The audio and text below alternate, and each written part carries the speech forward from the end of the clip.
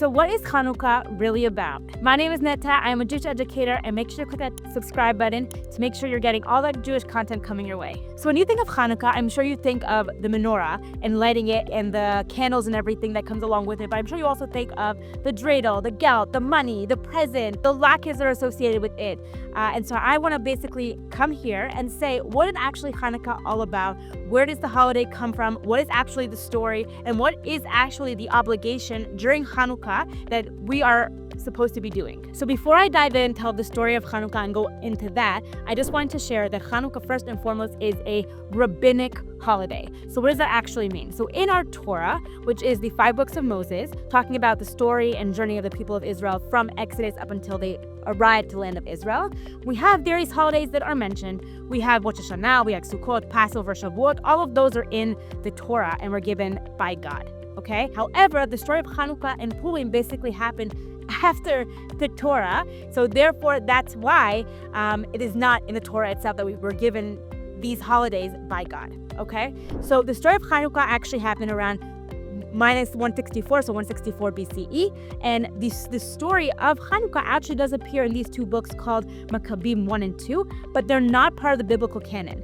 They do actually appear in the New Testament, but Jewish people have doubts as to the authenticity of these books. The story of Hanukkah also appears and is shared by Josephus, the historian, and if mentioned in our oral law, the Talmud, but we don't really rely on Maccabim 1 and 2 as the bait source for the Hanukkah story. And Hanukkah was then declared in 138 BCE as a holiday, and it was done so by our sages and not by God in the Torah and given to the people of Israel in the desert during the Exodus, okay? So in that way, because of that, the prohibitions and what we are supposed to do is very different. Hanukkah is basically a normal day. People go to work, kids go to daycare. It's not the kind of holiday that people are not allowed to work, not allowed to use their phones, not allowed to use electronics, not allowed to use lights, not allowed to cook. Everything is normal, okay? So just important to understand that Hanukkah, first and foremost, is a rabbinic holiday. And from here, we'll go to the story. So our story of Hanukkah starts with the reign of King Antiochus around 174 BCE from the Seleucid Empire. And he basically caused 2 changes for the Jewish people who were living in Israel that caused really concern for people here. One was the fact that they were heavily taxed. And 2, which is the more significant thing, was the fact that the high priest who was in the temple at the time, named Yohanan, was suddenly replaced by somebody named Menelaus, who was basically a puppet for the Seleucid Empire. And that way, the service of the temple was kind of compromised. Furthermore is the fact that when Yohanan objected to this, he was murdered. Which is why, when around 168 BCE, Antiochus was battling other nations and there was a rumor spread that he was killed, this gave the Jews opportunity to rebel and basically express that they were not pleased with the situation with Menelaus in Jerusalem.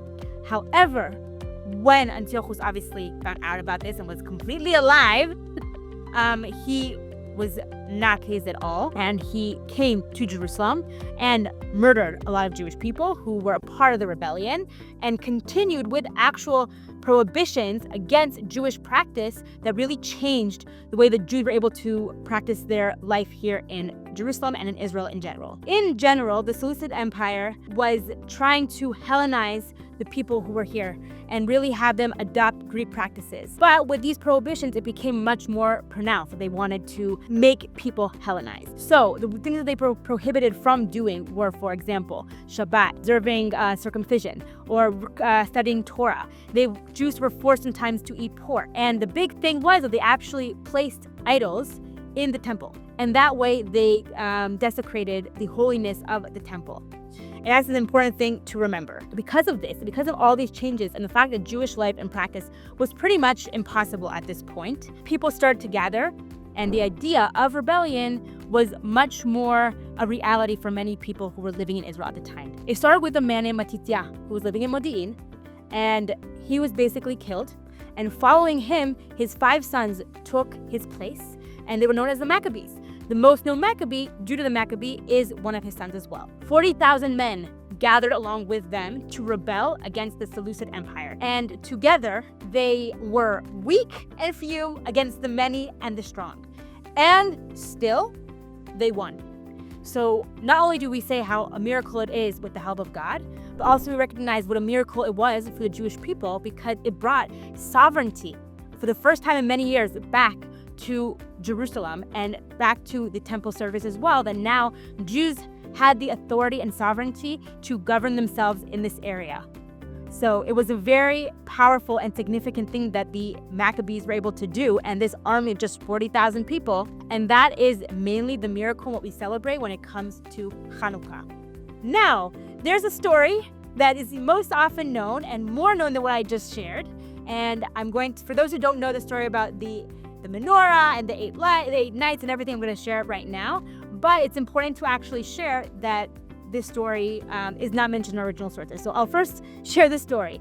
So the story is that, as I mentioned beforehand, the temple was desecrated. There were idols that were in the temple. So now the Jews had authority and sovereignty over Jerusalem and the temple specifically. They were able to remove the idols, to rededicate it once again. And actually, the name Hanukkah means to dedicate. So it's all about the dedication, that rededication of the temple once again, that they were able to celebrate and do thanks to the fact that they gained Jewish sovereignty and authority in the area. So when they did that, there is a commandment and obligation to light the menorah in the temple every single day.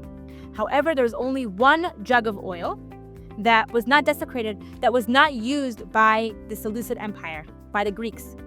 And so they used it, and the miracle is that it lasted for 8 nights. And that is the known story that people have about Hanukkah. That's usually what's known. However, this story does not appear in the books of Maccabees 1 and 2, which I mentioned are the oldest source about the story of Hanukkah, although Jews don't recognize the authenticity and everything. But that is the story, that is the oldest source that mentions this story of Hanukkah. And it mentions the story about the Maccabee, Matitya, the Seleucid Empire and everything, but it does not mention the story of the oil and the lasted for 8 nights. Where does it actually appear? It appears in the Talmud, which was codified around the year 500 CE. And so much later, we hear the story about the miracle of the oil and of the menorah. And that is the basis for our main practice today.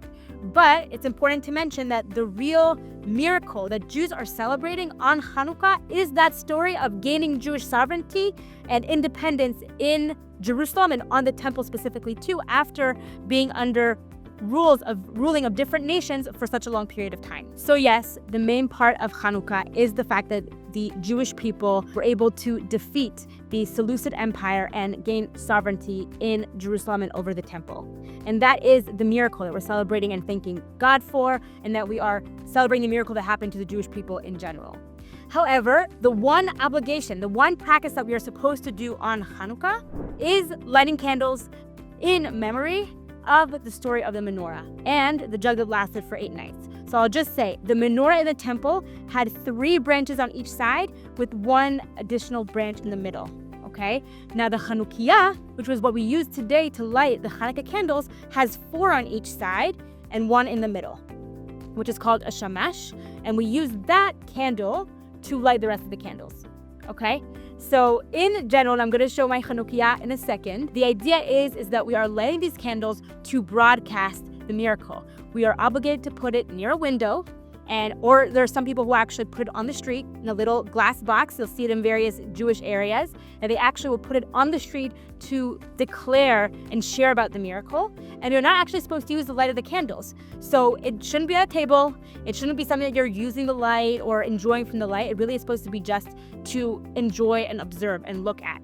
And that is why also we're not supposed to use the candles themselves of the Hanukkah that we are lighting in order to light them. That's why we had an additional candle in the middle, the shamash, that we use to light the candles. So how do you actually light? So I mentioned it is by a window. You're supposed to be advertising and sharing about the miracle. And you have this one over here, the shamash, which is the one we use to light all the candles. So how do you actually light? So you start from the right side, okay? And how you light. So it's the right side for you, okay? You light from right to left. But for this example, I put 3 candles as if we're already on the 3rd night of Hanukkah. So I take my candle, my shamash, this is how I light, and I'll light always first the new candle, okay? So I light from left to right. So again, I'm placing the candles right to left, but I am lighting it from the new candle first, left to right. As an addition, I will just add that besides lighting the candles, we have various inserts in our prayers. So we say a passage in our silent prayer, which is one of the central prayers that we say 3 times a day. It's to one says it to themselves. It's an individual opportunity for prayer. So we have an insert for Hanukkah. And also in the grace after meals, after eating bread, we have a special insert for Hanukkah as well. There are other things that are added to the prayer, like a special Torah reading and also the prayer of praise called Hallel on the 8 days of Hanukkah. But the main obligation and mitzvah that one is supposed to do is basically light candles. And so the next question is, what about all the other things that are associated with this holiday that happen, like the gelt and the dreidel and the sufganiyot, the donuts and the latkes, and, all these fun stuff, the presents and everything that's associated with Hanukkah, that a lot of the symbols that we see in stores and everything are around that. That is all custom.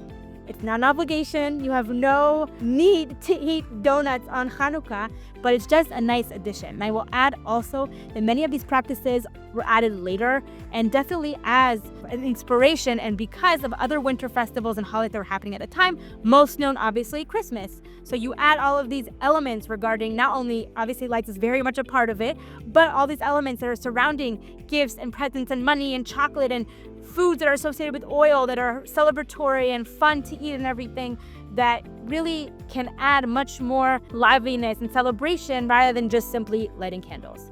But technically, if really all you did was light candles and you didn't do anything else, you didn't play the dreidel, you didn't eat latkes, you didn't eat the donuts, you didn't get Hanukkah gelt, you didn't give to anybody, you're totally fine. That is really the main thing you need to do for Hanukkah.